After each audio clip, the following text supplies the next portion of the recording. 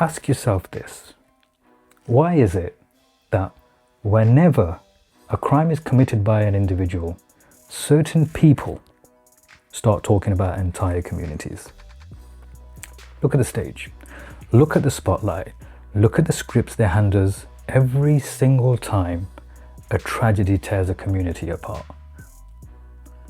Just a few days ago, a judge sentenced a man to life in prison for the brutal, indefensible murder of 18-year-old Henry Nowak.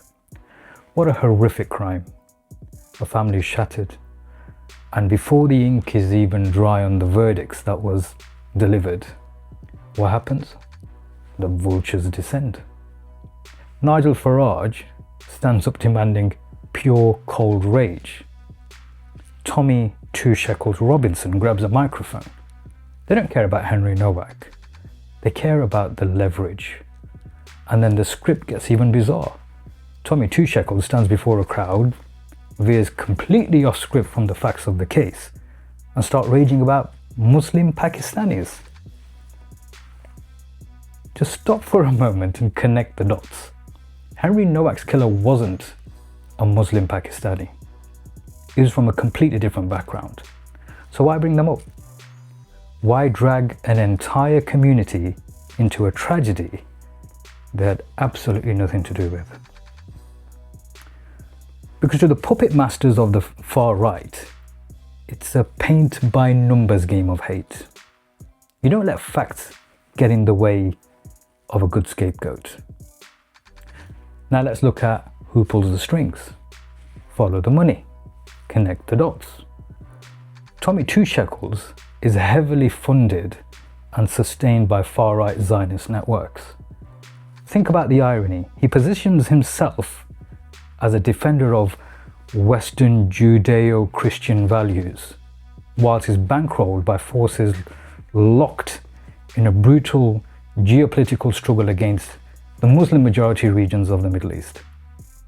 It's a manufactured, imported proxy war fought on British streets. But here's the ultimate twist in their web of lies.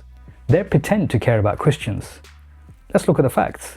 In the West Bank, Christian priests and nuns are routinely spat on by extremist settlers. Mary's statue was recently desecrated in Lebanon. In Gaza, the birthplace of Jesus, the oldest historical Christian churches have been reduced to rubble. The reality? Their ideology isn't pro-Christian. It's anti-anyone but them. But Robinson, Tommy Two Shekels himself, is so tightly shackled by his financial donors that he keeps his mouth shut about the abuse of Christians. Why do you think that is? Whilst he's happily gallivanting targeting Muslims in the UK to earn his paycheck. Look at what is happening right now to our Sikh neighbours.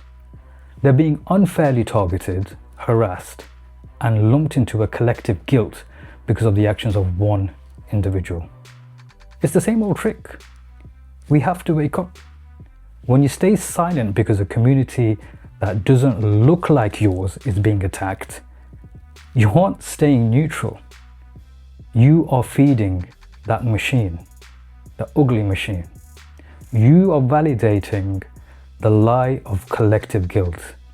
And if you think they'll stop when they're done with the Muslims or the Sikhs or whoever it may be, you're dreaming.